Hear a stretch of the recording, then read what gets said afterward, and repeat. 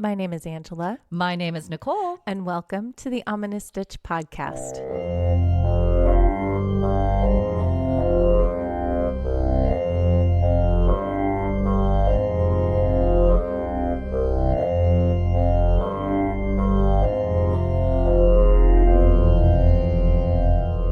Hello, Stitchers! Hey, everybody. Welcome back to another amazing episode of the Ominous Stitch podcast. Yay. Welcome back. We're still in March. How's everyone's March Madness brackets going? I don't watch basketball. Yeah, I don't either. So, you know what's hilarious is that I'm actually wearing my old Supersonics sweater, Seattle Supersonics. Because, fun fact, I fell in love with basketball in 96, 97. Oh, nice. Because that team was amazing. Shrimp and Kemp, Peyton, best team ever. And then they moved to Oklahoma. Not as good as my Rockets. No. My Rockets were awesome. Yeah. Houston Rockets. Beyonce sings about the Houston Rockets. I know. She's Rockets. From there. Right. She's from Houston. She's my hometown girl. Hometown. Do you like her new country song? I do. Have you heard the comparison to Franklin? You showed that's amazing. It's like all over the internet now, and they're like, should Franklin sue Beyonce? I'm like, okay, it's similar. But it's not the same. But it is very similar. It's similar. If you overlay them, they match perfectly. So Angela's talking about a PBS cartoon called Franklin that was in Canada. Franklin that I've never heard about. Too. Like my kids watched it. We used to have the books too, but we didn't watch it enough. It wasn't one of their favorite ones, and the tune wasn't catchy enough, like Caillou that sticks in your brain forever. Don't you do it. I don't want Caillou stuck in my head. Oh, that song. How about bubble, bubble, bubble, guppy, guppy, guppies, bubble, bubble, bubble. That was Nickelodeon. Bubble Guppies? No? You never did that one? No.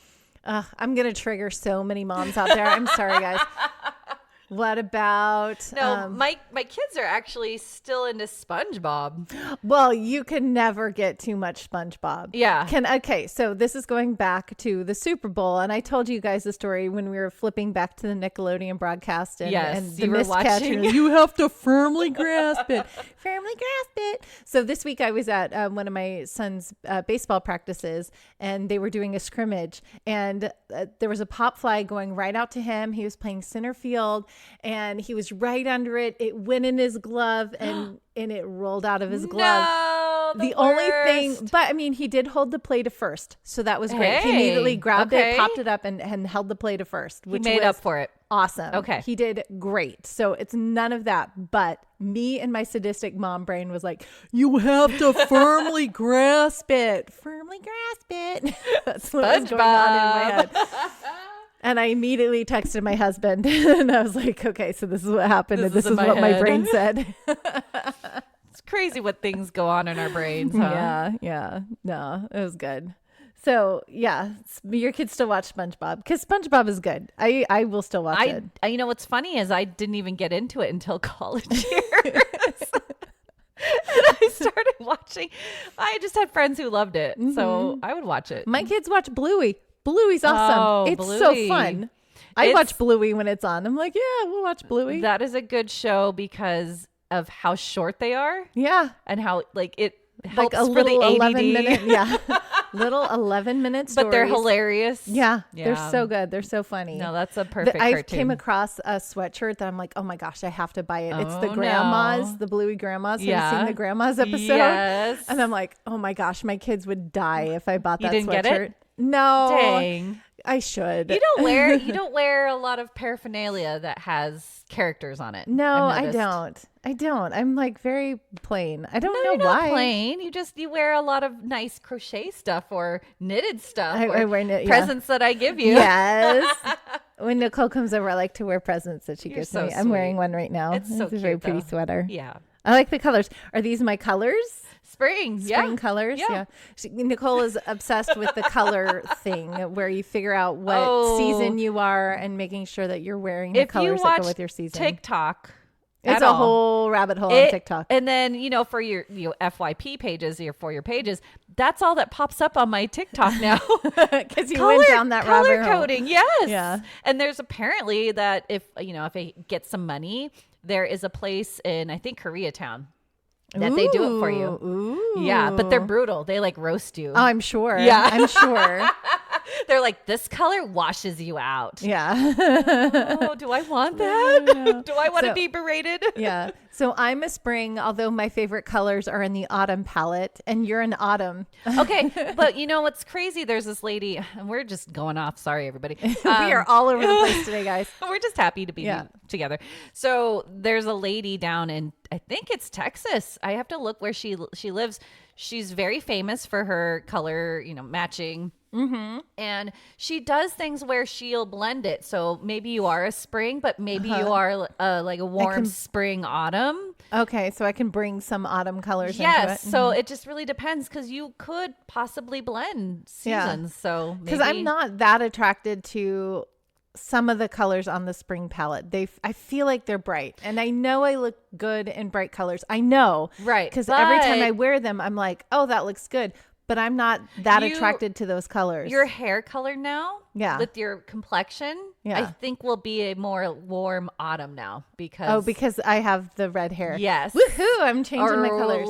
What is it? Soft autumn. Soft autumn. Yeah. Okay. So I think you're soft autumn, spring. Okay. And I'm my guess is true I'm autumn. a true dark autumn. Yeah. With a little bit of winter. Because of my dark features. But I don't know. We should go do that one day. We should go to Koreatown and get roasted. Yes. It'll be so fun. Get berated. Oh, that feels so good. It'll be so fun. But we would know though, at least. And they even do patterns too. Like, if you like want florals or I don't do animal print ever. Yeah. So I don't either. I don't hate animal print. I don't do animal print. I feel like if I do animal print, I'll be like, what's her name? Carol from the Tiger King. Well, yeah, don't wear tiger. But she only wears animal print. That's right. Her thing. Yeah. I don't dig leopard print. I don't either. I don't know why. No, my youngest loves it. Well, it's more of a younger feeling, I think. Yeah, it was never it reminds me of Peggy Bundy too. There you go. Yeah, Peggy that Bundy. kind of a thing. You're bringing back memories. I know. See, I bring it back. I love it. Oh, okay. So before we keep digressing, what has you in stitches today? Those are all the stitches. Okay. I think I was like trying to put it off. No. We're gonna start a new segment, guys. This is my stitch. Oh, I love this. It's a new segment. What should we call it? Trial and error? Foobar? An attempt was made. That's good. It is a foobar. It's absolutely. A foobar. But an attempt was made. Okay. I tried. You tried. And I'm learning. But yes, there you I'm go. learning. You're learning. This is a learning moment, everybody. You don't fail. You learn. I'm learning. Okay. You guys. So I was feeling ambitious this week. Well, we keep talking. We're going to have an Etsy shop. We're going to have an Etsy shop. It's going to come in fruition, most likely at the end of this year. And it's a challenge for me to write patterns. I'm excellent at following patterns. I can follow a pattern. I can make a Angela beautiful helps piece me of follow art. patterns. Yes. We were doing that beforehand. Nicole's like, what did I mess up? And then she's like, but see, okay, so I know that this is messed up because I've been doing it. I'm like, no, actually, you're messing up because it's not messed up. It's perfect. Don't try to do other things. It's my brain. To it. It is correct. Just follow the pattern and it will work out. And yes. Oh man. That was so cute. I think I overthink things. Yeah. You're like, see, I just, I didn't do this. And then I'm like, no. You did it You right. did it right. Just follow the pattern. You'll be fine. But Angela picks up patterns funny. like a wizard. So yeah, I can follow a pattern. I can read a pattern. I'm good at that. Creating patterns. Creating a pattern. Those of you who create patterns, oh my gosh, you guys are You are geniuses. rock stars. How do your brains work? Please tell us. I tried, and okay, here's the funny thing. Because the topic today, I know the topic because it was an alien movie. So I know we're doing something with aliens. Correct. So I'm like, okay, I'm going to make a granny square of live long and prosper hand sign, right? From Star Trek. From Star Trek. Okay. Live long and prosper hand sign. Right. I chose like alien greens. I'm like, I'm going to make an alien do this. Live long and prosper. Okay. And I'm feeling ambitious because I have this project that I was asked to donate a blanket for Which a is so charity sweet auction, of you. which is really cool. Yes. I'm so excited for that. I finished my mandala, you guys. We're going to take a picture and we'll post it. It's amazing. And so, because those things are happening, I'm like, okay, I can do this. I can create my own live long and prosper granny square. Right. So that's what I was going to do. She got ambitious. Yeah. I showed it to Nicole and she's like, oh, it's not that bad. So it's like a flying saucer and like how many beams is it shooting out? I'm like, no, that's not what it is. She sent me the photo and that's what I thought. I was, this is it's an alien thing, right? Because it's flying. It's round. It's very round. It has some beams. Then she told me it was that. I said, and you're like, no. First of all, I'm sorry. The fingers are all different lengths and shapes. They don't look like fingers. They do. No. Okay. They do look like that fingers. One looks more like a finger. But they look like three But they're not doing it. Fingers. Three like spaced fingers. They don't look like a hand. Yes. It's not. It's too round. Yes. I got to make it more square. Yeah. And then I have to make that telltale V happen between the fingers. There's no V. There's no V. It didn't happen. It's very round. Because I was trying to count the stitches and make them work. Mm-hmm. That was another challenge of mine. I'm like, I don't know how to do the stitches to make the rounds. You know what I'm going to do to that now, right? I'm going to put eyes and a face on it. And it's going to look like an alien head. It does look like so if you put eyes here, it looks like the little aliens that you grab out of the grab machine in Toy Story. There you go. It's a funky alien. Yeah. I'll fix it. It's got 3 antennas on it, and it's a little alien. I can do that. There we go. Making lemonade. Yay! Seriously. No, not lemonade. It's lemons into what? Orange juice? It's a totally different thing. It's still alien. I don't know. I just appreciate your vigor and you did it. And an attempt was made. We'll keep doing it. This is the beauty of it. You're going to learn from it. We'll create a different one. I promise. Yes. Be awesome. I will figure this out. Yes. I will figure out how to make a live long and prosper hand. Yes, you will and it will be glorious. And we're going to be in so much awe. I'm going to love it. Yeah. And this is not it. No. But that's a good try. Not by a long shot. Good start. So an attempt was made. An attempt was made. That's our hashtag. We will post a picture of this for you guys. I am not ashamed of my attempt. I'm so proud of you. Say what you want about it. But it's all in good fun. It's hilarious. Granny square. How long did this take you? I made a granny square. I did it. I did it while I was editing the podcast. Woohoo! So I don't know, however long the podcast is. Okay. Yeah. That's amazing. About 2 hours, maybe. You're amazing. So, I did have to take it apart and start over. This is attempt number 2, by the way. Holy cow. That's awesome. So, yeah. But, it is a granny square. An attempt was made. Enjoy, Stitchers. You guys will love it. Get a little laugh out of it like I did. But, dude, you're learning. So that's my stitch. Yeah, I'm learning. That's amazing. That's my stitch. So what's got you in stitches, Nicole? My stitch this week was bonkers. I was trying to tell Angela a little bit about this before we started, but earlier this week. Yeah. So this week I'm at work. Okay. Yeah. Everything's fine. I'd taken a couple walks on campus actually to go do a couple things, to grab some errands and go to a meeting. But I'm sitting in my office. I'm talking to my peer advisor and I hear something crazy. It sounds really loud. I'm like, is it raining? Mm-hmm. And we're like, it's raining. It's raining hard. Oh, it is raining so hard. And it was not in the forecast. Yeah. And we hear thunder. Thunder. Yes. It's like shaking our building. Whoa. And I'm texting my husband, did you feel that? He said, no, but there's lightning out where we are. And I'm like, holy cow. So it's this like was thunder. Yes. Lightning. Yes. The way you love me is frightening. I think I better knock on wood. I love that song. It's a good song. It is a good song. Yeah, my weather forecast, I even posted this on my Instagram stories. There's little lightning on the thing. Well, okay, so the day before that, yeah, this was earlier this week. That was predicted. Yeah, so it rained on Wednesday. That's right. Which I didn't know until I looked at my Alexa that morning and I saw that there were like thunderstorms and stuff happening. Yeah. I was like, it's gonna rain today.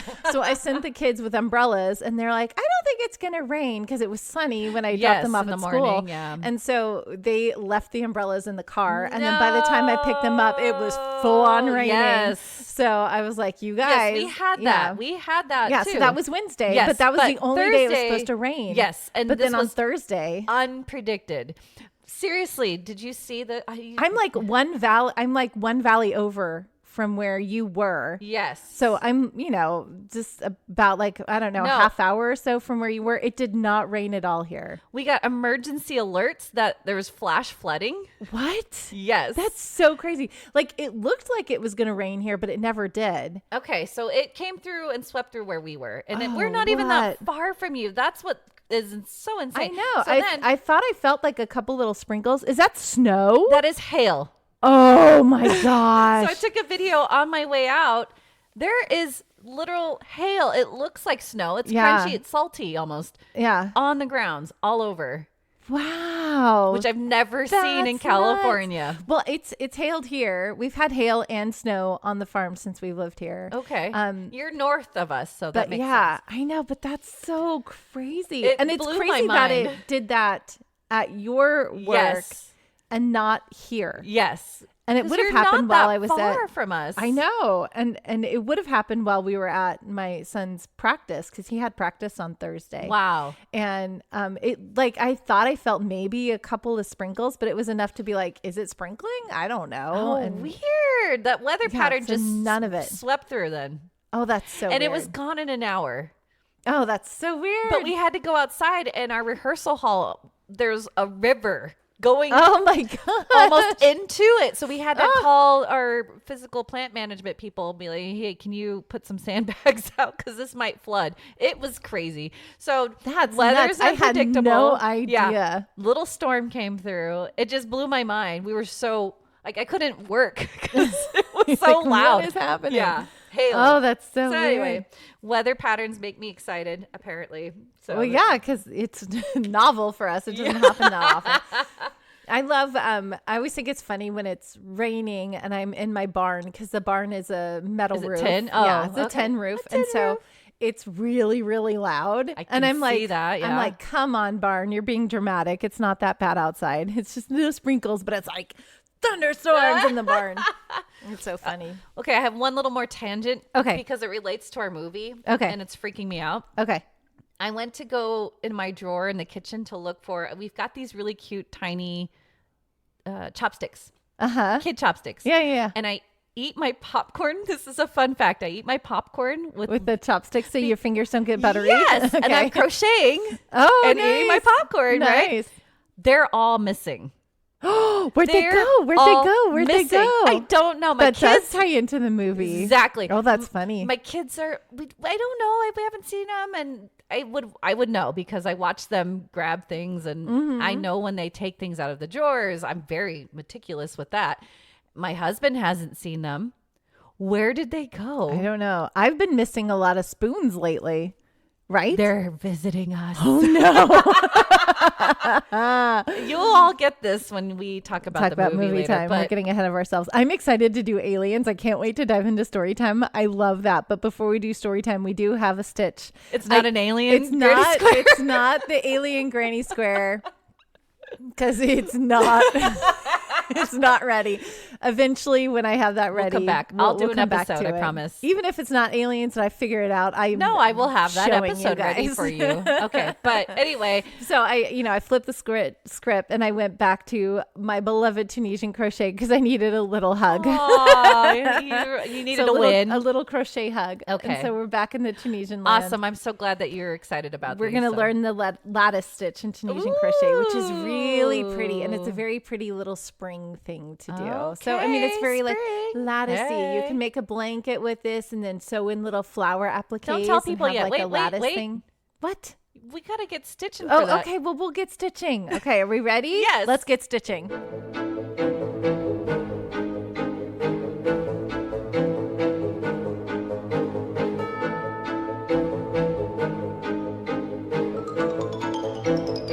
Okay, Stitchers. So today for Stitch Time, we're going to learn the Tunisian Crochet Lattice Stitch. And I found this with TL Yarn Crafts. TL Yarn Crafts. Okay. And let me tell you, I love this woman. Because, most of the time you see hands. She's got nails that are all different colors, so it's fun to look at. Ooh. And she's so fast and so good at it. And I love her voice. I just it's nice and low and soothing and deep. So I love watching crocheters that have like nice soothing voices, because then you're just like, and it puts you in a happy place. And happy place. So it's nice. Okay. So TL Yarn Crafts. All right. And she has a whole bunch of Tunisian crochet videos.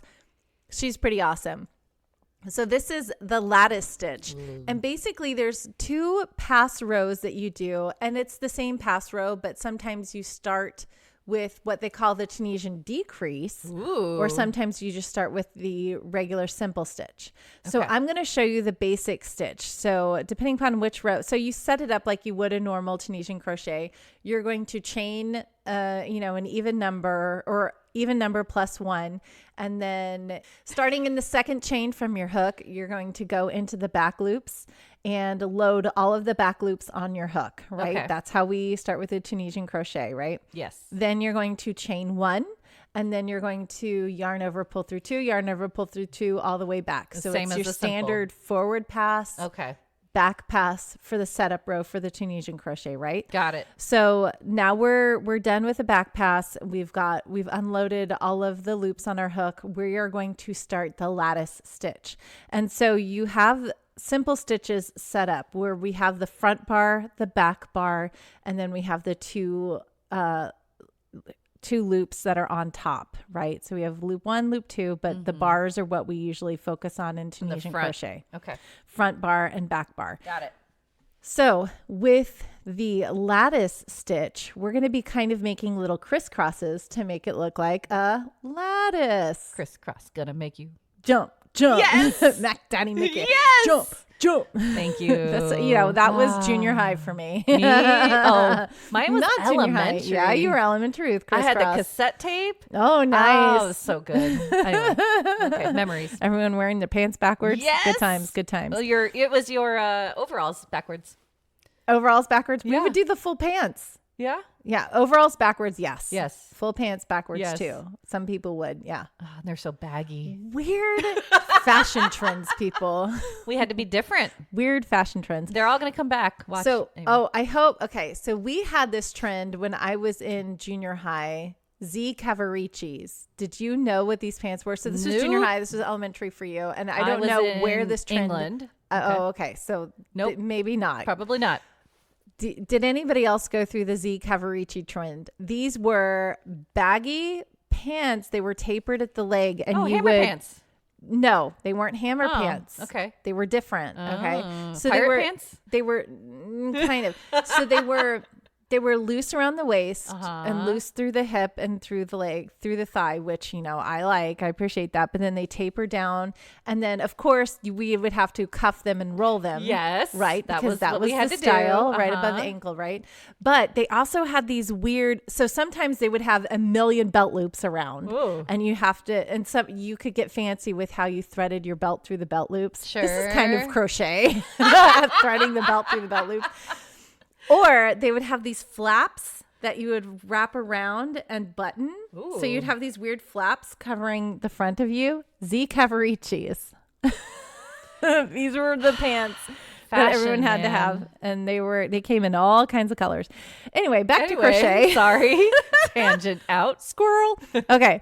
Back to crochet. So for the setup row for the front pass for row 1, okay, and row 2 is exactly the same except for you just start with the simple stitch instead of doing the decrease. Okay, so row 2 starts with the decrease stitch, and so what that is in Tunisian crochet is you go through the first 2 bars.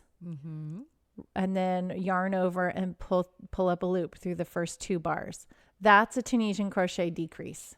Okay. Just like a single stitch. Like a single stitch decrease. Okay. You're going through 2 loops and pulling up 1, right? Right. Then you go back through the first bar and then yarn over and pull up a loop. And that's going to make that front bar cross over the back bar. That makes sense. Right? And so you're going to do that all the way down. So you're going to insert through 2, yarn over, pull up a loop, and then go back through the first bar, yarn over, and pull up a loop. Okay? All the way down. Okay? Then when you get all the way down, if you started with going through the first 2 bars, you're going to have 1 bar left before the end. So then you just do a simple stitch over that, which means you're going to insert through that 1 bar, pull up a loop, and then pull through both. No, not pull through both. Then you'll have, all the loops on your hook. Does that make sense? And then you go through everything. Yeah. And then you go through the last 2 for that last bar, right? You go through the last 2 stitches like you do to finish it off, right? And then you're going to chain 1, which is interesting. And then you're going to yarn over, pull through 2, yarn over, pull through 2, yarn over, pull through 2, all the way down. Okay. But you got to chain 1 at the chain 1. Got it. Yarn over, pull through 2, yarn over, pull through 2, yarn over, pull through 2, all the way down. Okay. Okay. So that way you aren't just yarning over and pulling through the first one. That chain 1 counts as that. So you wind up with that nice V at the end. Nice. Okay. All right. Then for the next pass, if you started with the decrease, you're going to start with just a simple stitch. So you're going to go through just that first bar, pull up a loop, and then you'll go through the next 2 bars, pull up a loop, go back through that first bar, pull up a loop. Does that make sense? Right. So you're alternating if you're doing the decrease first or if you're doing the simple crochet first. Or the simple Tunisian stitch first. And that's what makes the little lattice crosses, so the little cool. stitches. Yeah. So that's it. That's the lattice stitch. It's pretty simple. Yeah. Yeah. Okay. So yay, simple stitch. What are you going to do with this? Well, I'm just making a sample right now, but as I was saying, I got inspired because I'm using this really pretty light sage green. So gorgeous. I love that such color. a nice Sage. like summery sage. Yeah. Yeah. So this sage, I got it Joann's. Yay, Joann's. This is their Big Twist value yarn. I have so it's much their of that. cheap yarn. Yes. But it's actually pretty soft. It's great for my amigurumi. Yeah. Yeah. Because it's soft. It's nice. And I like this sage. It's just a really pretty It's good on your skin. sage. Look at you. Oh, is it good on my skin? On your hair. Yeah. Yeah. And it's just their sage, but it's a really light, pretty heathery kind of a sage. Love it. So what I was thinking would be really pretty, and what I got inspired with this is because it's lattice, and it made me think of like, you have a lattice work, and then you have flowers going through there. So wouldn't it be nice if you had this like whole lattice blanket, and then you just did flower appliques, and you could just sew them in, in different points and stuff. Cute. Wouldn't that be pretty? I love it. You can make like a really artistic, nice springy little blanket. Yeah. If I had all the time in the world. If I had all the time in the world, and if I didn't have about 5 other projects that I've got going on right now. So many crochet projects. But that's a goal of mine to make gorgeous. This lattice blanket. Yeah, that would be fun. So, it's thick. Again, it's a very thick it's got your blanket. back bumps on it that you really I like. That. Yeah. So it'd be a really thick, heavy blanket. It could also for spring. Well, sometimes it's cold in spring. We do get those days. Yeah. Hello, it hailed. So oh gosh. I was gonna say the heart I made you for one of our episodes was the Big Twist yarn too. Oh, is it? Yep. Yeah. That's nice. Yeah. I like that It's yarn. still hanging on my wall. Yes, it is. Yay. Well, because cool. I love you. Aww, so sweet. Every day's Valentine's Day. Bye. Yeah. Okay, well, that's it for stitch time. That's awesome. I'm so ready to dive into story time. Me too. Okay, should we do it? Yes. It's story time.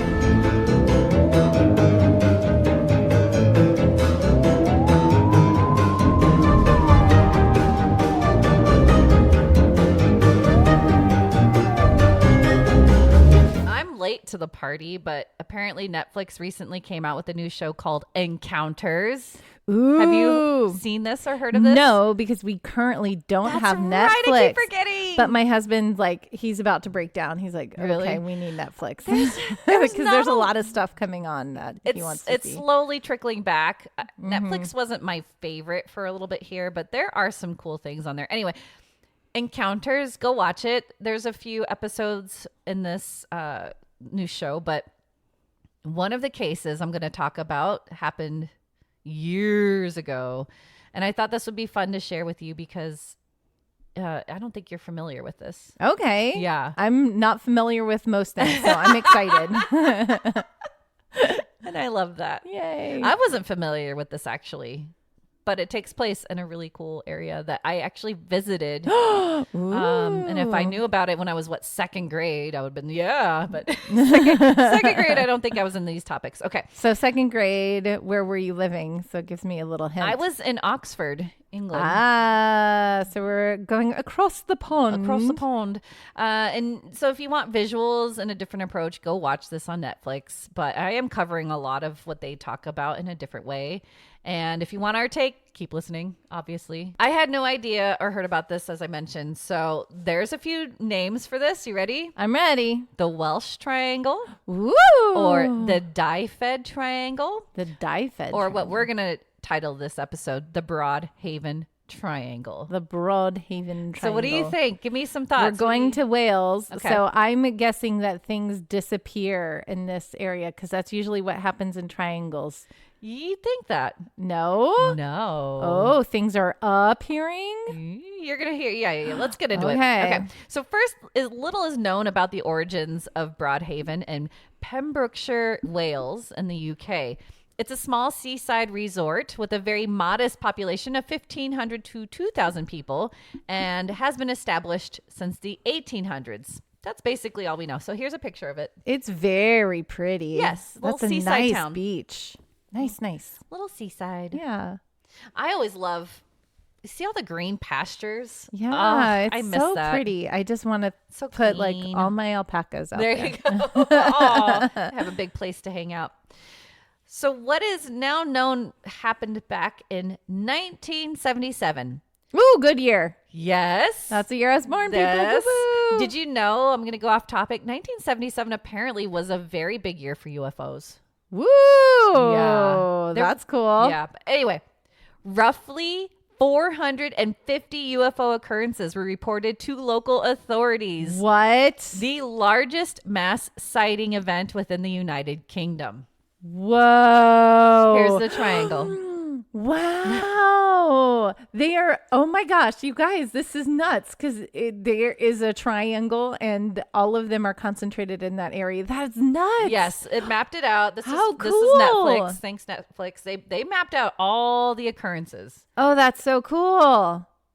Crazy, right? Yeah. I mean, I'm sure it was mapped out before Netflix, but Yeah. anyway, that's why they called it the triangle. There's a few things that are outside of the triangle, multiple dots, but holy cow, 450. Don't forget that number, okay? I won't. So the first well-known UFO experience that kicked everything off was about a gathering of children and adults who all spotted something extraordinary while in school. Oh. February 4th, 1977. A group of 14 kids, all roughly 8 to 10 years old, were outside for recess during their lunch break at Broadhaven Primary School.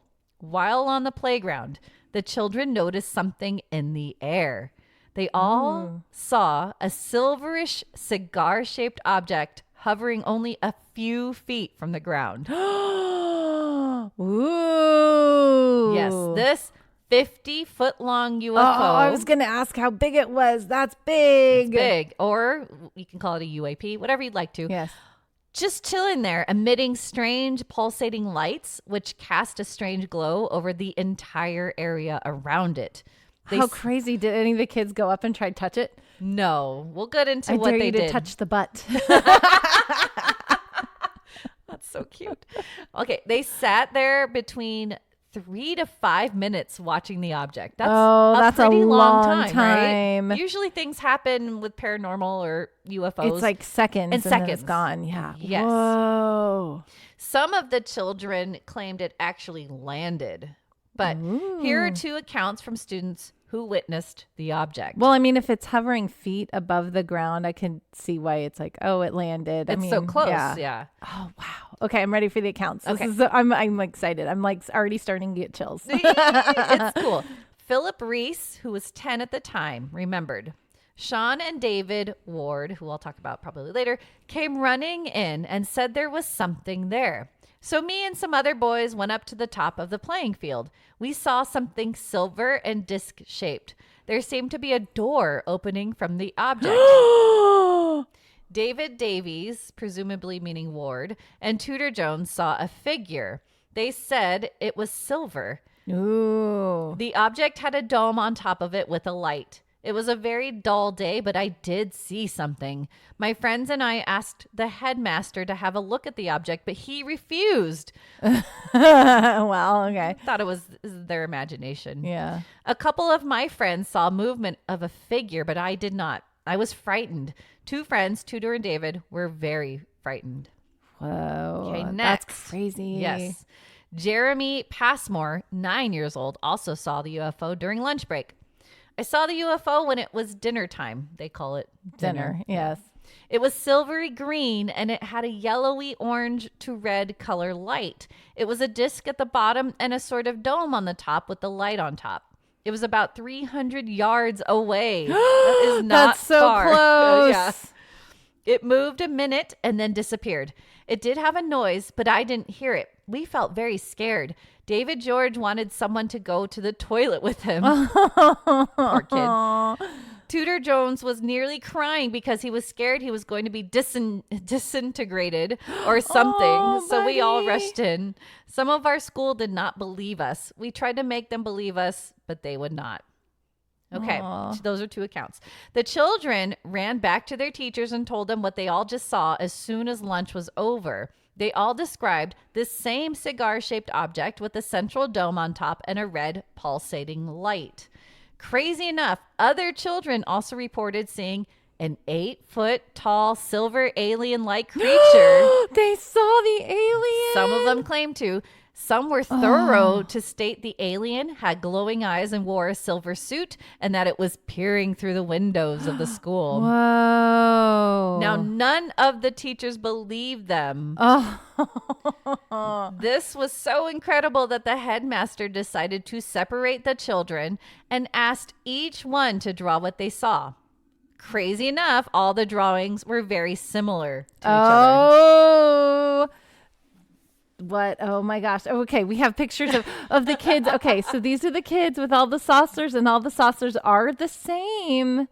Did they were anyone draw separated. the alien? Don't forget they were separated. I don't think so. I think they just drew the saucer. Yeah, they just drew the saucer. Because and, I don't think many saw the alien, and that one is a little bit harder to prove. Yeah. But, okay. But no, they all saw the saucer, and so they were all one. separated. Oh, somebody did draw the alien? Yeah. Woo! Yeah. But it all looks similar, right? Yeah. They're all very similar saucer-shaped drawings, and they were all separated. Yes. And, oh, wow. Okay. But I did mention, all the other teachers didn't believe them, but class teacher Mrs. Morgan also came forth to claim she did see something she couldn't explain. Hey, we got a teacher in there now. We have one teacher. Okay. Later on, she said, I saw it too, It was real. When they went, a little whirlwind of dust came across the playground. It was almost as if they were saying goodbye. Whoa. Multiple accounts during the day, everybody. That's pretty cool. On BBC.com, David Davies, 10 at the time, was interviewed 4 years later. He stated, I was a natural-born skeptic, so after the bell rang, I decided to go to the area that the children said they had seen it. He quickly was a believer when he described seeing a silver, cigar-shaped craft with a dome covering the middle third. He said his sighting only lasted a couple of seconds because it popped up, then went back behind a tree. Oh, Davies weird. was not scared, more in awe and wonderment. But he admitted he had a strange desire to run away. Yeah. Well, that's a fight or flight response, Yeah. right? He also added, mothers can tell when you're lying, and mine was absolutely convinced what I was saying was the truth. True. Yeah. Good mom. Oh, good mom. Believe your kids. Right? I mean, I get it. Yeah. If one of your little ones came up to you, said they saw an alien, what would you do? I'd be like, where? Like, show me. Where? I mean, I fully believe in aliens. And parents can tell when their kids are lying. Absolutely, you can. And so if my kids, I can tell if they were lying. I would still ask for them to prove it. And then eventually they'd be like, just kidding. But yeah, I would. If they were convinced they saw it, If they were convinced they saw it, I would, go after and figure out where they saw. Yeah, I would. Yeah. Sadly for David Davies, he had a really tough time afterwards. Aww. Most people wanted him to claim he had not seen a UFO and that he was lying. Yeah, because it's more comfortable for them to believe that UFOs don't exist. Right. Yeah. People. But David claims he couldn't go back on his principles and say he was lying when he wasn't. Good for you, David Davies. This is his drawing. Oh, wow. See, it's the same as the other kids. Yes. Wow. And it's hiding behind trees. There you go. That's so cute. Oh, and here are more colored drawings, I think, from the kids, too. Yeah. All of them it's a classic saucer. And there's the alien. Oh. It's a police lineup. How cute. Oh, I love it. Many adults, as I mentioned earlier, did not believe the children even after their drawings, thinking it was sparked by imagination and then group hysteria. The next day, the children, and I'm guessing parents that did believe them, handed in a petition to the police demanding their experience be investigated properly. Yeah. Yeah. Only a few months after the children's sighting of the UFO at their school, hotel owner Rose Granville, who lived only a few hundred yards down the coast, reported seeing a spacecraft just as she went to bed. Rose owned the Haven Fort Hotel in Little Haven, and it was there when she was aroused from sleep at 2:30 a.m. She went to the window and viewed the object just sort of hovering in the field next to the hotel. So it was just like what the kids saw. Exactly. Wow. To her, it looked like an upside down saucer. But then she described two figures that exited the hovering object. Oh, she saw the aliens. Yes, they looked a little unsteady. Uh-oh. She went on to explain that they had very long arms and legs with no facial features. Standing at her window, she felt that there was so much heat emanating from the aircraft that she even said her face felt burned. Ooh. Yeah, she said there was light coming from it and flames of all colors. Then the creatures came out of these flames. That's what I don't understand. I shouted, "Hello, what are you doing there?" But they looked faceless. I love that she yelled at them. Yes. That's awesome. She's trying to make contact. I love the Brits where their thought is to say hello rather than point a gun at them. Yes, right? I love that. They don't hold them. They don't carry them. Okay. I couldn't see their futures. That's what she says. She tried to then find other people in the hotel to show them, but when she returned to the window a few minutes later, the large object and the men disappeared. That next morning, she went to the site where she saw the UFO and figures. She found 2 inches of burned ground along with a ridge that was evidence that something was there. Woohoo! Rose later wrote to her local MP about the event and how it, quote unquote, left her greatly agitated and disturbed and not the least bit desirous of another encounter. She wrote that. I love it. She then went on to include, I would be pleased to hear of an explanation. It would greatly help to relieve the sense of shock I feel since my encounter. Yeah. So she's reaching out to people. Yeah, she's trying. She didn't. She wants an explanation. Good for right? her. Of course. That's good. I like that.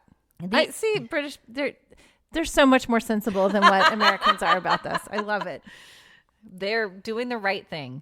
The MP at that time was Nicholas Edwards, and after receiving Rose's correspondence, he contacted the Ministry of Defense. Later, Flight Lieutenant Cowan, an officer from RAF Browdy, took a trip over to the hotel. After meeting and talking to Rose, his report stated, Mrs. Granville told me that one night in April of this year, she saw a round object like the moon falling down, land in a field at the back of her property. 2 very tall, faceless, quote-unquote humanoids got out of this object about the size of a minibus and appeared to take measurements or gather things. Flight Lieutenant Cowan did examine the supposed landing site, but could not find evidence of a landing and could not offer a further explanation. But note that before Rose's strange nightly encounter, her husband Hayden had noticed a strange procession of lights over St. Bride's Bay with some other hotel guests. Oh, whoa. Yes. And of course, after discussing with authorities their events, they felt that they wanted them to keep it under wraps in order not to scare the public.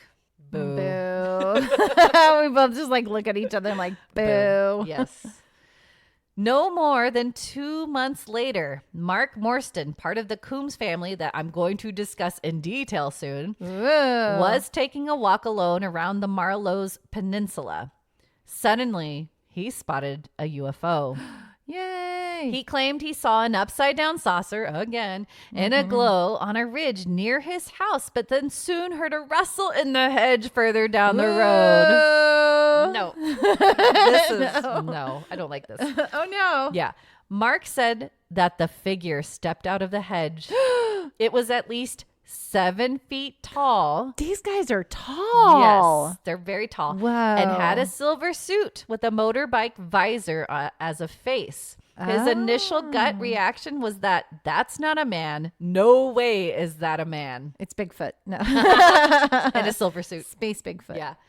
Then the figure started walking towards Mark. And his first thought, this is not happening. Get me out of here. Yes. He was extremely frightened as it kept walking. So Mark's fight or flight kicked in and he booked it. But he stopped. He was like running and he stops. He turns and looks and the figure was just standing there watching him. He's like, what are you doing, dude? Yeah. He continued to run home at that point. Oh. Well, Mark was brave enough to return to the scene of the encounter the next day, but with his father. He's like, I'm not going back. I'm not going alone. No. They discovered a huge footprint in the mud that was too big to be an ordinary man. It's Bigfoot. But he's not hairy. Bigfoot. You can't see his hair. Well, he was wearing a spacesuit. But I think they were more lanky than Yeah. They're not Bigfoot. I know it's totally not that. Bigfoot, You're but cute. I love Bigfoot. So I know you do. Oh, you sent me a video of a guy that captured. It just made me think of this. She sent me a video of a guy that captured Bigfoot peeking into his house. Did you see that? Yes, that was so cool. It was spooky. I'm like, oh yeah. Maybe we'll share that That's because definitely not a bear. Yeah, that was not a bear. It could have been a man in, I guess, paint, but no, I don't know. Why would you do that to some? Anyway, later, a TV reporter was interviewing Mark's uncle and aunt, whom also claimed they saw an 8-foot featureless silver figure outside of their isolated farmhouse, which I'm going to go into. Farms, man. Farms. I have a farm.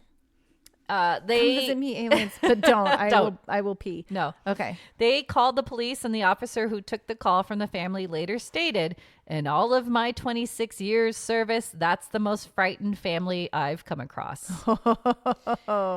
So this is the really fun, the Coombs family. Dude, I can just sigh because I'm going to go into a lot. Okay. So the Coombs family, they were employed at the Ripperston farm near the Atlantic coast, and they had multiple strange experiences. Ooh. They spotted UFOs from their car, multiple sightings. Ooh. Pauline Coombs claimed she had been chased by a football-sized object while driving back home one night. Then a few nights later, her and her husband were watching TV when Pauline noticed a silvery glow outside in the dark. At that point, their television started acting up as if there was a lot of interference. Okay, like this is making me like the movie a little bit more. Okay. There you go. Okay. Sorry, I'm like getting ahead of myself, but the same kinds of things happen in the movie. Exactly. So they obviously did their research going into this movie. Yes. Okay. All right, keep going. You got it.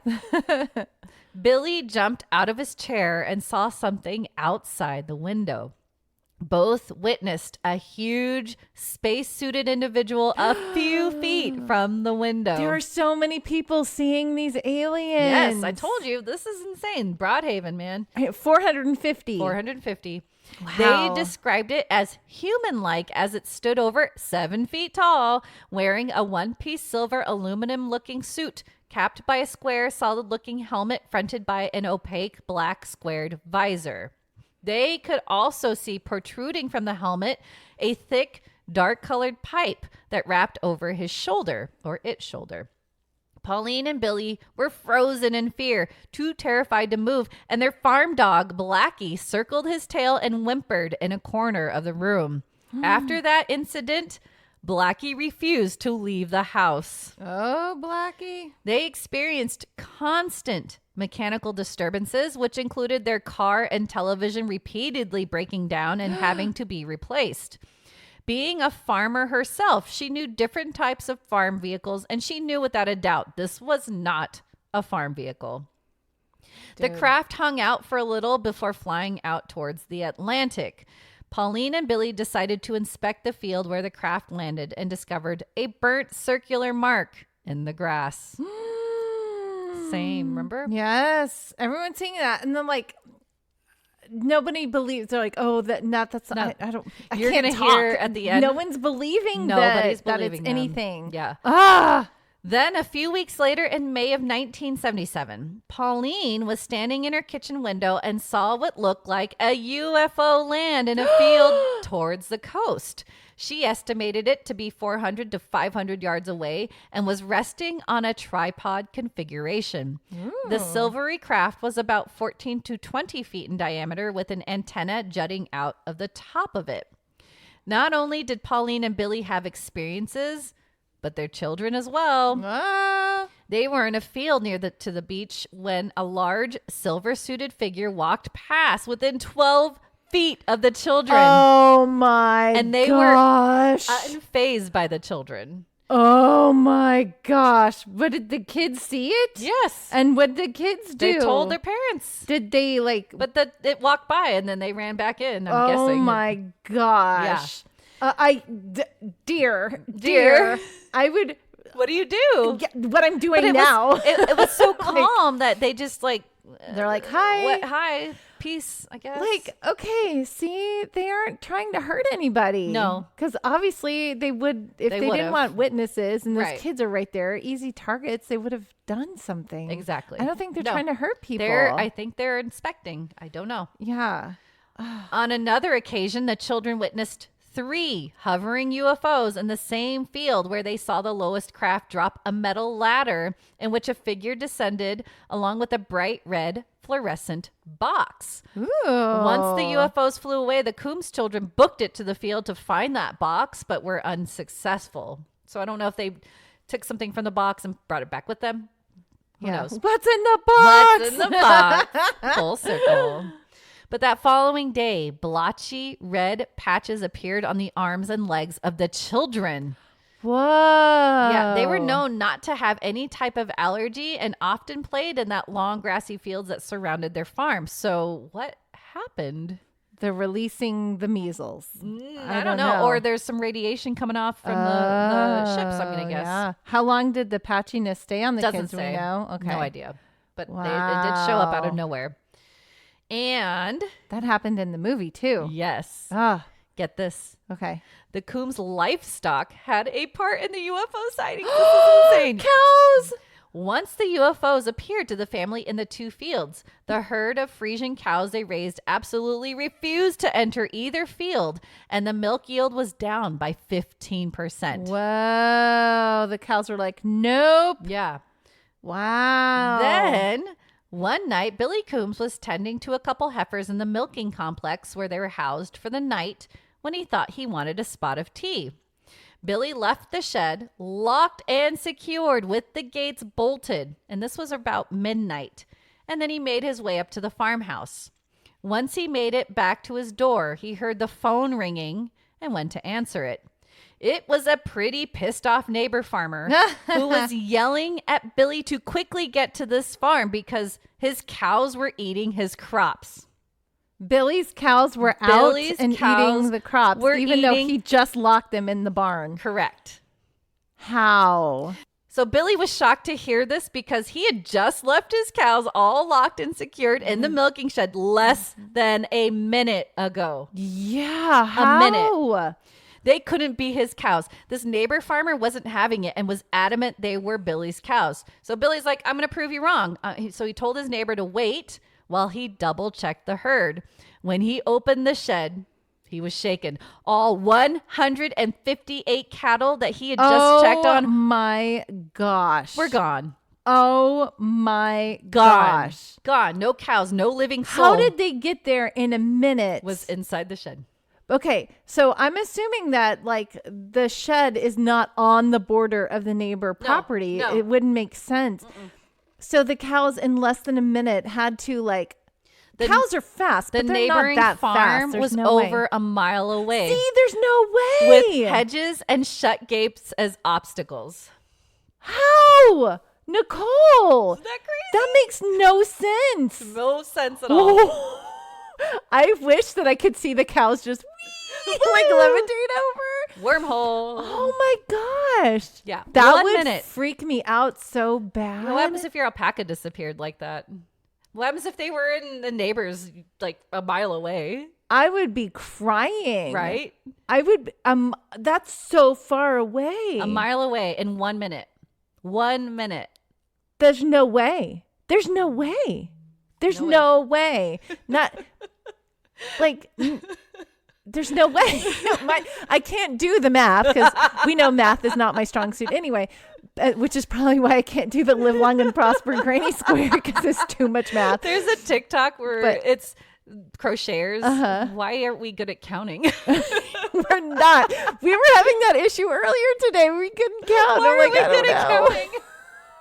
Oh man. We're talking about how crochet is like, okay, we'll get back into the story time, but like we were talking about earlier today how crochet is very relaxing but also insanely stressful because you have to count and we can't count. We can't count.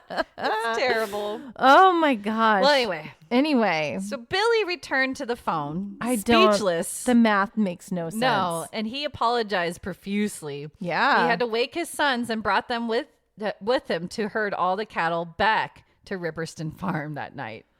Oh my gosh. How? I'm telling you, I don't. It doesn't make any sense. Like Usain Bolt is the fastest man. I heard this statistic the other day, right? I heard this. He can run a mile in like, unless I heard this wrong, I heard that he can run a mile in like this. There's no way he can run a mile in like 2:40. No. But no. I think the fastest mile is 3 at least, like minimum, right? I don't know. I heard 2:40. He can run in 2:40. He's a sprinter. He's not a right. So long what distance. I'm thinking they must have done is they must have maybe done his top speed and said this is how many miles per hour he can go. If he top could speed. do. That's not. But that's not right. But still, like, that's faster than Usain Bolt can run. Yeah. And cows are not that fast. No. 158 cows all at once. Especially not all of them. Dude. With gates and hedges. Yeah. They don't have opposable thumbs. And they're not. I love cows. They're amazing. They're not that smart. No. They can't figure out how to do that. No. And he was there a minute ago with them. He was just there with them. Turns his back and they're gone. Gone. In another. Talk about, sorry for the language, a mind fuck, dude. I think I wouldn't sleep for 85 days trying to like figure that one out. Crazy. Yeah. I think at some point I would shut my brain down and You'd be have like, to just, okay. You just have to take it just, as I'm it is. going to accept that. Yes. I don't know how that happened Yep. and just move on with my keep life. Going. Yep. Yeah, this poor farmer. Man. October 30th, 1977. Hey, I was alive by then. Hey, you're only like, what, not even a month old. Not even a month. Pauline Coombs was driving back to Ripperston Farm with her mother and other family members, and they decided to take the long way home because they had a beautiful view across St. Bride's Bay where Stack Rocks lay. And Stack Rocks is a rugged island that was owned by Rose Granville at the time, the one that owned the hotel. Right. Okay. It was about a half of a mile offshore and uninhabited except for local seabirds. The island experienced strong currents and heavy swells around the rocks, so people were deterred from exploring this island. Okay. No, this is not where people go. Without warning, a disc-shaped craft that was about 40 to 50 feet long flew over the car and out towards Stack Rocks. What? In Pauline's words, after the craft went behind the rocks, we saw it reappear, circle the rock, and it vanished into the rock between two doors that seemed to slide open. There's your cows. What? Yeah. She continued, we couldn't believe our eyes. We saw it fly straight into those rocks. We winced, expecting an enormous explosion, Crash, but right? nothing happened. That's how your cows got away. The family decided to then park at a vantage point on the cliff top where they all witnessed a strange, quote unquote, door. This time they could see two silvery figures appear walking along the edge of the rock down what appeared to be steps to examine something near the shoreline before returning back inside. They couldn't see the craft anymore, and Pauline confirmed the figures were similar to the ones that they saw outside their window. The family was stunned by what they had just saw, and on their return to Ripperston Farm, Pauline received a telephone call from Rose Granville. Rose told Pauline she had been sitting in the lounge at the hotel when her attention had been drawn to sunlight glinting off what happened to be the same craft as it headed to stack rocks. Rose found her binoculars and was able to make out the same figures emerge. Okay, so we have two eyewitnesses from two different vantage points. Exactly, and make their way down to the water's edge. And with her was her daughter Francine and husband Hayden, who also witnessed the pair. Multiple sightings of the same thing. This is insane.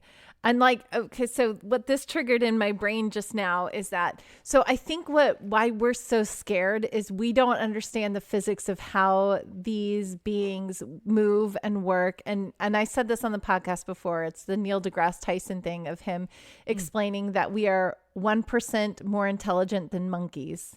Yeah.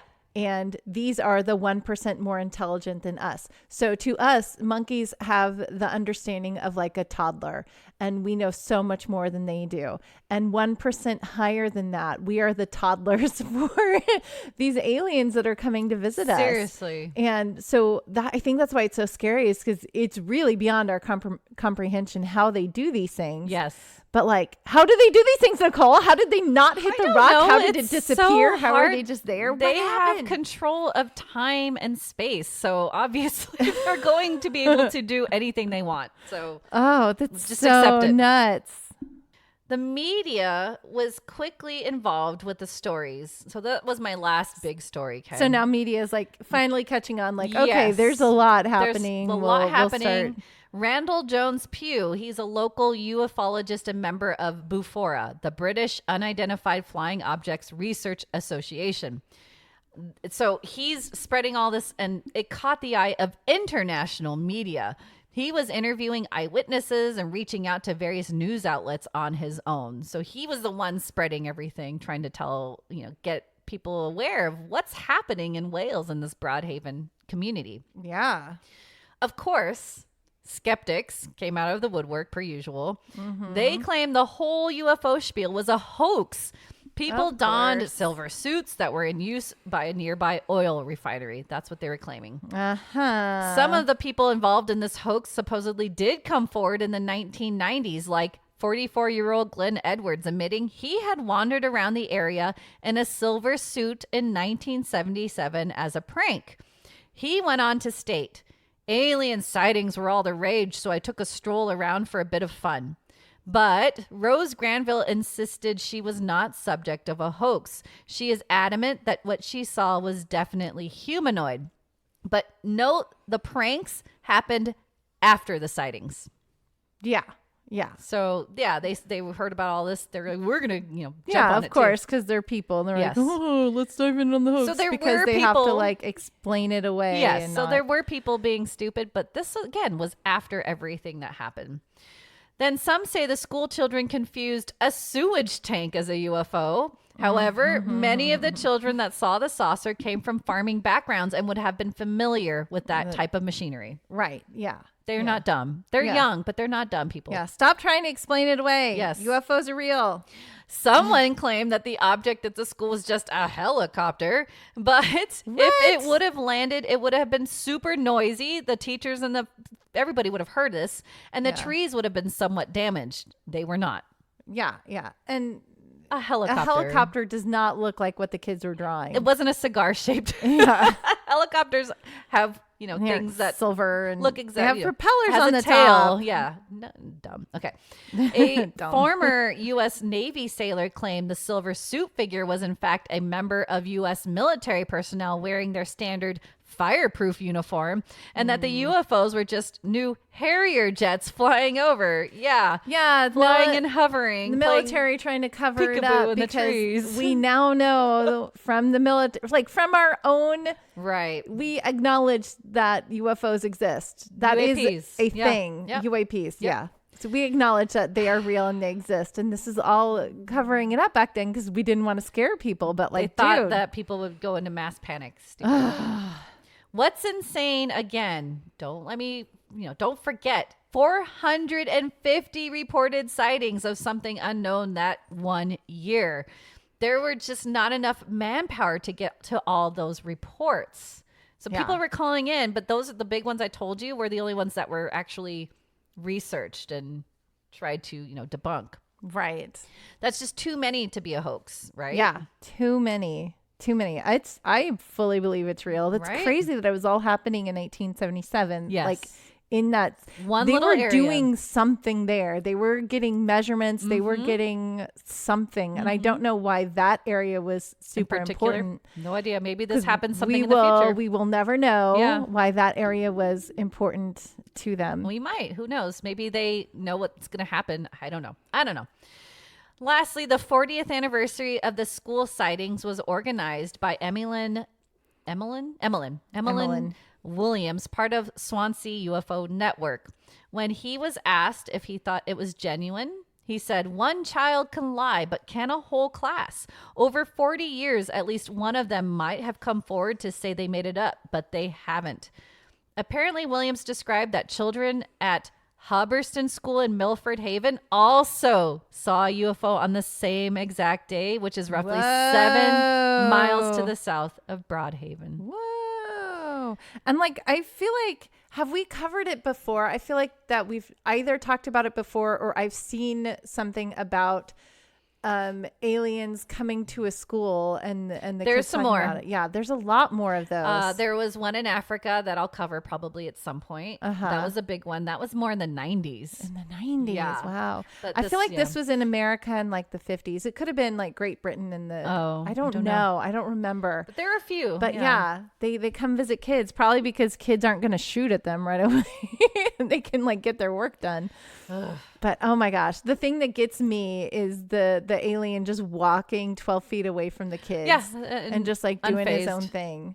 Not that caring. gets me. I like because they know at that point nothing's gonna hurt them. Yeah.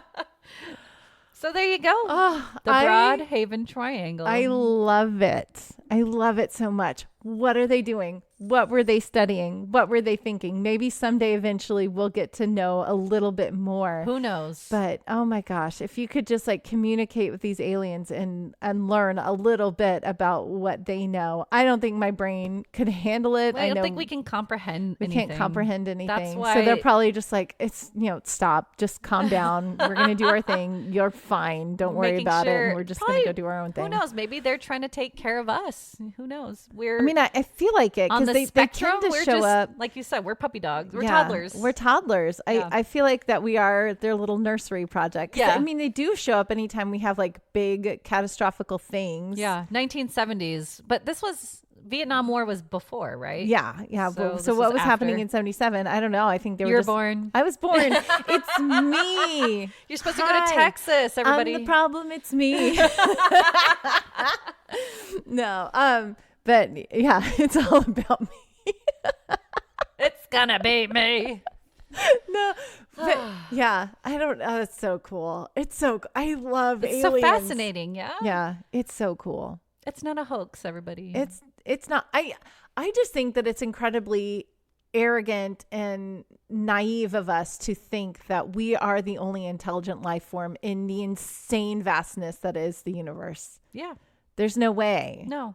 It makes no sense that we would be the only life form. The fact that they have figured out how to come visit us before we have figured out how to even leave our solar system past the Mars, get to Mars, like that's the next thing. But it just shows that they're more evolved than us. They probably are an older race of intelligent being than we are, and they've figured things out more than we have. But you know what boggles my mind? What? Is there people out there that don't believe we've been to the moon? They all think that's a hoax. Or the earth is flat. Or, yeah. Why? Dinosaurs didn't exist. My brain. Yeah. I have touched moon rocks. I've touched Mars rocks. Yes, your father worked for NASA. Everybody talked to Angela's I used to work dad. for NASA. I mean, I worked for them. Right. I worked at Space Center Houston. Yeah. I know astronauts. I know people that have been in space. No, Angela, those were all fake. Yeah. I'm sorry to tell you guys. Those were all actors. I'm sorry to tell you guys. It's 100% real. I'm not sorry to tell you. I'm proud to tell you. Sorry, yeah, no. That it's 100% real. And it's, space is a crazy thing. It's an amazing thing, and it's way beyond our comprehension. And of course there's aliens, and I love learning more about them. And thank you for bringing us this subject. You're very welcome. Yeah. I always try to mix it up. You know me. Have you guys seen a UAP? We want to know. You can email us at theominousstitch@gmail.com. Or jump over to any of our social medias and drop us a line and say, hello, I've seen a UAP. I know some of you have, Kate, because you guys have told us your experiences. And but we want to hear from more of you. So please let us know. Email us, send us, slide into our DMs, send us messages, because we just want to hear from our stitchers anyway, and we want to connect with you guys. If you want to see show notes or any of the pictures from today's episode or any previous episode, you can jump over to podbean.com. That is where we host our little podcast for you guys, and get any show notes from this one or any previous episodes. There's also a little button you can click on that says become a patron. It is because of you guys that we can continue to do this for you. So we would appreciate just any dollar amount. We will send you stuff. We will give you shout outs. It's another way for us to connect with you and get to know our stitchers a little bit better, because we do this for you guys. We want to connect with people that find us fascinating. Oh, we love our stitchers. I love alien episodes. They make me so happy. So, but we do have one more thing that we need to do. Because, yeah, that's our episode. And it's making, today's episode made me like the movie better. Does it feel any better? Yes. Okay. Even though it's a little bit more malevolent in this movie. Yeah, that's what I think that's what turned me off. But so let's save that for movie time. Okay. So we keep doing this whole episode. We're getting ahead of ourselves. Excited. We're too excited. All right, it's movie time.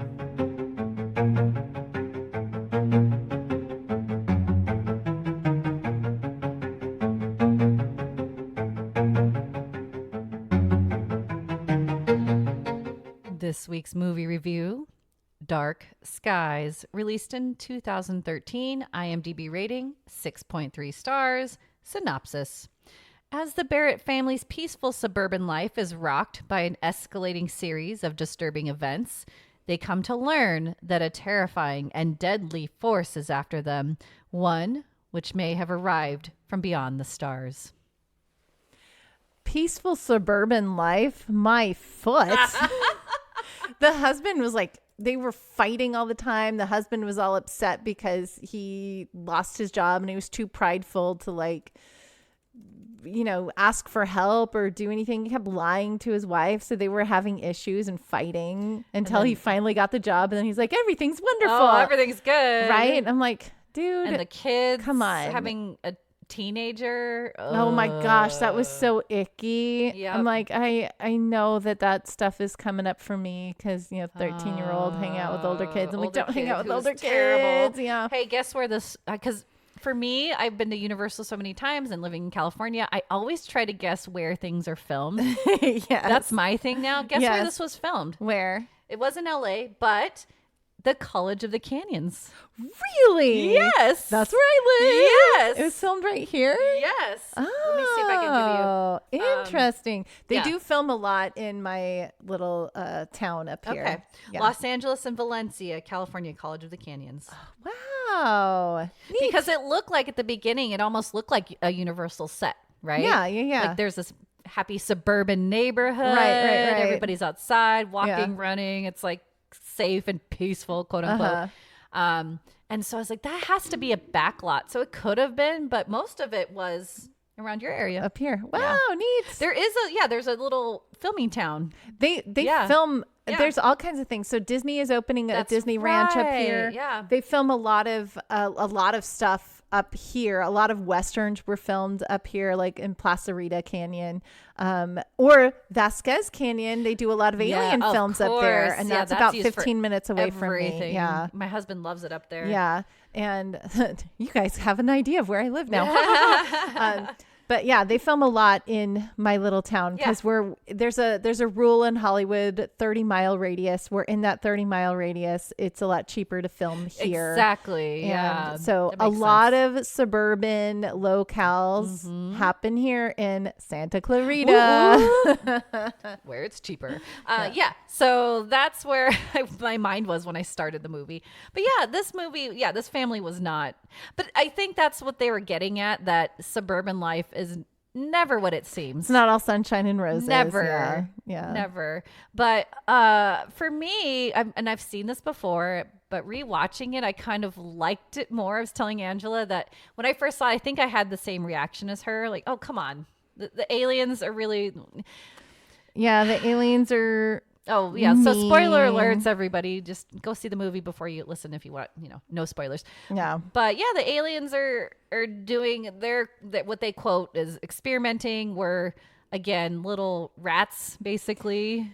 Yeah. And J.K. Simmons, who I love. I loved him in this, though. He was funny. He was great. He was great. He's so cynical about the whole thing. He's like, yeah, the Greys. Okay, blah, blah, blah, blah. He's gone through this over and over again. He's like, you're the 100th people or 1,000th family that I've talked through this. Okay. And it's happened to him. It's happened to him. But, and who knows, maybe his family went through it too, because if it happened to him, then that means they took somebody from his family. Because the whole thing is that we're lab rats for the aliens, the Greys. And so they're coming and doing experiments on our family, but feeding on our fear. And then they take one of the people from the family. So I don't know why. I don't think they ever explained it away. They're like, well, why does the rat question what the lab coat guy is doing? Like, you won't ever know. But so that's how their convenient way of explaining it away. Right.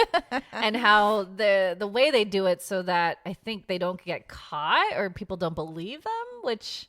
They make it seem like there's a lot of innocent little pranks happening, and but it makes it seem like the kids run away, or there were problems in the home, and the parents were abusing the kids. But they have a formula. That's the whole premise, is that there's a formula. So at the beginning, like Angela's saying, there's childish pranks, things are missing, and that's why I mentioned my missing silverware. Yeah, spooking me out. No, they've got to be somewhere, right? I don't know. They do these little pranks to try to divide the family. Yes, and so that people, they think that they're going crazy, right? Yeah. What was creepy though, when they saw all the family photos missing, that was spooky. Yeah, that was creepy. Why? That's crazy. I mean, it's the aliens playing the pranks. Rashes, weird rashes. Their mind being controlled. Oh, that was spooky. When she was like banging her head into the glass. Yeah. Things keep escalating, yeah. To the point where they abduct somebody. And so what's funny for me, Angela, was that I've seen this movie before and I knew something was a twist at the end. Yeah. But watching it again. The twist. Yeah, I love the twist. Did you like the twist? Yeah. So they thought it's a twist. Obviously, they thought something was happening, but then when they go back through and realize after the aftermath, and they're like, "Oh, it really was this other thing." Yes, we won't spoil that. I mean, I don't know. 2013. You guys we'll spoil it. Go watch the movie. You can drink. If the movie can drink 2013, no, it can't. No, it can't. It's only 11 because math. You guys love me with my math skills. I love you. Okay. We're gonna ruin it. Okay, let's go watch the movie. Give it a break. Okay.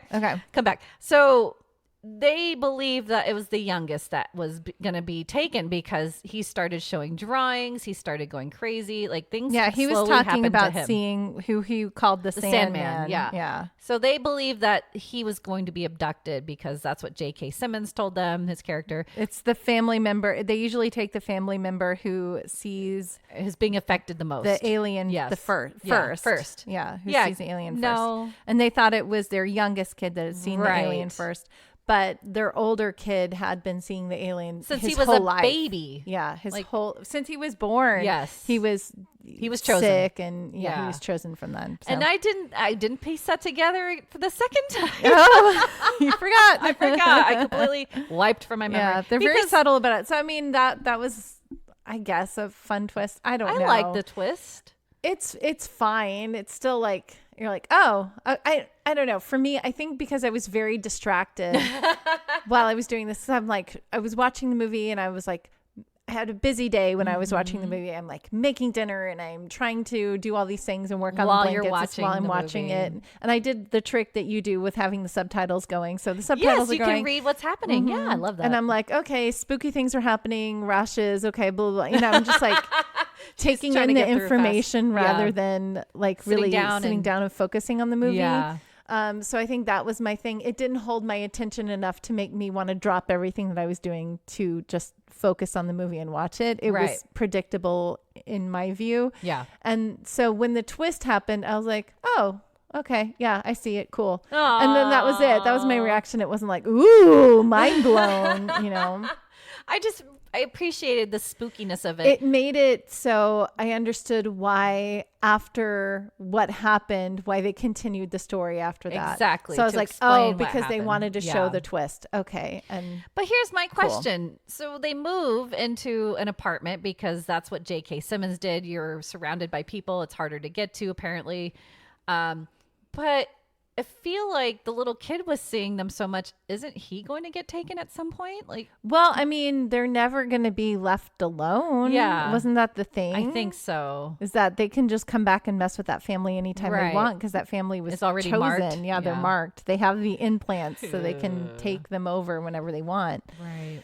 So, I mean, maybe they'll take that kid. I don't know. And then he heard his brother on the walkies at the end. Yeah, exactly. So they're still in communication. Yeah. Spooky. See, I enjoyed this movie a little more. I didn't enjoy it like Angela the first time, I think. I'm like, man, it was but all right. Rewatching it, I did appreciate it. It's spooky. It had a lot of spooky things. It made me jump at one point, but her dream, I think it was her dreams that were making me more spooked out than anything. So anyway, you can probably stitch to this, but you would be missing out some things, like Angela said. I think in my brain I was comparing, because to me it kind of felt like a poor man's M. Night Shyamalan, The Signs kind of a thing. There was some drawn info from like that, I think. I don't know. So I just wanted it because like The Signs for me was like quintessential alien movie, because when they're in the cellar, I'm like, I don't know how they're going to get out of this. There's no way to get out of it. So that I was waiting for that kind of, because when they barricade themselves in the house, you know, I'm like waiting for that kind of a moment to happen. I was yelling. Kids were like, don't split up. Oh, split up. Don't split up. The mom should have been with the kids. The mom should have been with the kids. Yeah. The dad should not have been, like, because the whole thing was like the family stays together. Yes. I'm like, why wouldn't you tie yourselves together or something? Immediately when the aliens start coming, the dad's like, everyone get out of here. And then they all split up. And it's like, that was the dumbest move. Why? You were told not to split up. Not to split up. But whatever. I was so mad. I was yelling. Yeah, so like dumb little things that I would get annoyed with kept turning me off. Yeah. So that's probably why I was like, meh, because those little things kept turning me off.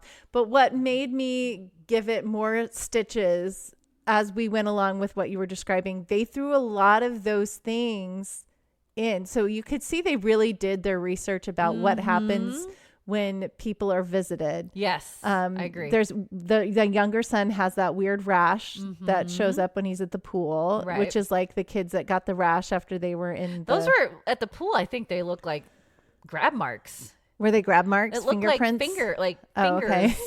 Again, I wasn't watching that closely. Yeah, that looked like he was abused. Okay. But Mark's symbols, like crop circles, were showing up on the 13-year-old. Yeah, which they couldn't explain. Yeah. They said they were burned. Yes, they branded into him. Yeah.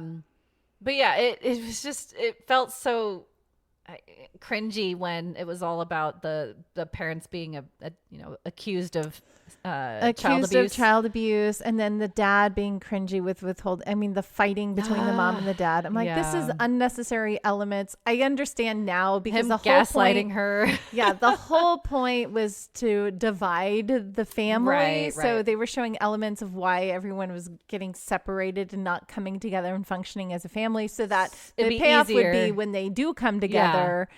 Then, they might have a chance. Yeah. Because they were so divided. I love that they bought a German Shepherd dog that was aggressive, but it was okay for the family. Yeah. That didn't make any sense to me. Wouldn't your aggressive dog be aggressive to everybody? Come on. I don't know. Anyway. No, just aliens. Just aliens. Yeah. There's a few little loops that I didn't like. Yeah, anyway, whatever. How many stitches would you give this? So I probably would have given it because to me it's a meh. So I would have given it like a 4. But now things are a little bit better because they did do some research and there was some alien things that tied in that, that made it seem like, oh, maybe, these are things that really do happen when people get visited or whatever. So I made it horror. Yeah, made it horror. I don't like the fact that the aliens were mean. I don't like all the coming of age and the fighting and all that stuff. That kind of thing turns me off in movies. I get that. So, so I'll give it a 4.75. Oh, okay. Almost a 5, not quite a 5. I'll give it a 5. I'll be nice enough. Okay. It's right in the middle there. Yeah. Because it's fine, it's good, but it's not like there was I want to watch it again. Yeah, acting was great though. You can't. I love J.K. Simmons. Yeah, J.K. Simmons was my favorite. Kerry Russell was pretty good in it. Mm-hmm. The kids did great in it. Again, though, I have that weird stance with child actors. I feel so bad that they have to go through weird things like that. Yeah. But it can mess you up. Anyway, absolutely. Yeah. But 5 stars. Yeah, it was pretty creepy. Yeah, made me scared sometimes. I mean, my utensils are missing. So. I know. So you're like, what is going on? Or it's a ghost. They like chopsticks. I don't know. It's Miles. It's Miles. It's the dog. The dog is like, ooh, this smells like popcorn. Yeah. I'm going to hide it. And so I'm sure if you shake out his blankets when you get home, you'll find them all in there. Oh, Miles. You're a fun dog. Anyway. Oh, well, this was another amazing episode. I love aliens. As you guys know, I've said it about 30 times this episode. I figured you'd love this one. Yes. I was shocked. The cattle, man. That is mind blowing. I don't know why people don't believe that. I mean, if a neighbor farmer had that and happened to him, I don't know. Yeah, he was just with the cows, and 1 minute later, they are all at the neighbor's property, over a mile away, through fences, through hedges. Blows my mind. Makes no sense. Cows are not that clever. They're just not. 158 of them. Yeah, no, they're not that organized. No, that's it. Yeah, bonkers. So many bonkers things. I love it so much. I know. Oh, okay. Yay. Well, I guess we're at the end of the episode, so we've got to end it. So I know. We'll be back next week, everybody. We will be back next week. Yeah. Because we love you guys. Yay. So until then, we'll see you, Stitchers. See you, Stitchers.